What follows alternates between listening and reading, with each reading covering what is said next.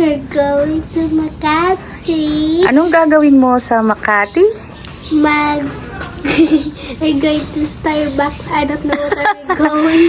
Going to Starbucks. So, let's have a sisiw update muna. Sisiw update, guys. Actually, yung nakawatch kayo sa video namin last time. Ayan na po yung mga sisiw na nabili namin, I think 3 weeks ago. Maliit pa rin sila. No. To think na 45 days to na mga chickening.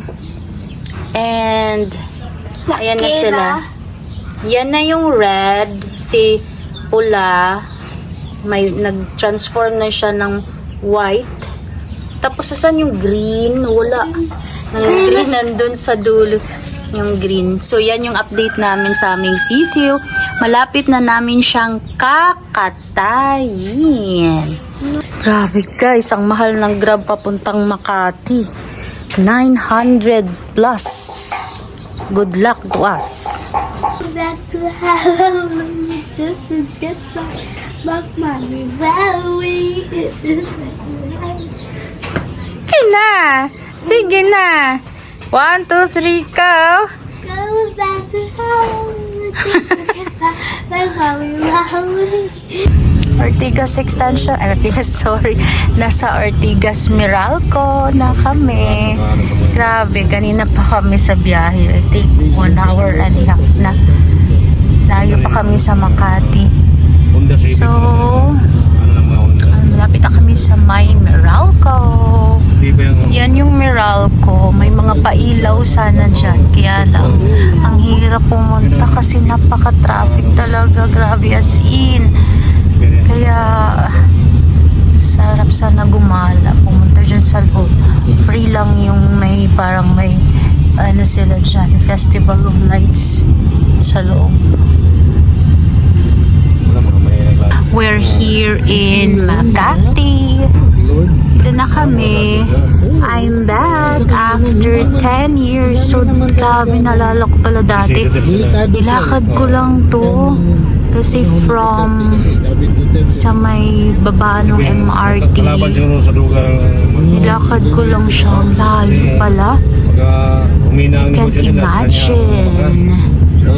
Oh, the Peninsula Manila. So, meron ding the Peninsula London, the Peninsula Istanbul, and here is the Peninsula Manila.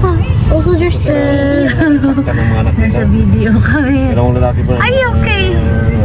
Yeah. Gusto na silang sakta ng mga anak nila. Is that different company? Hey guys. Saan ka ngayon?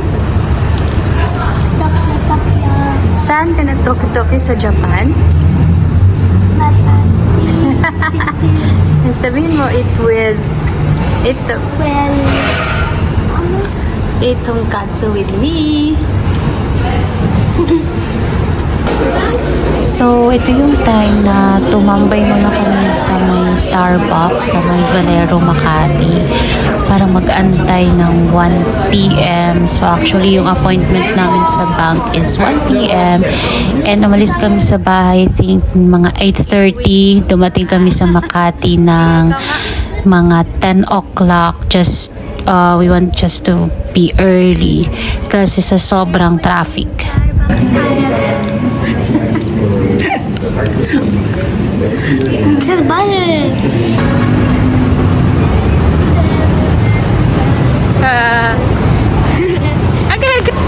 Guys, I'm back after 10 years. So, I was here 2015. Then, dito ulit ako.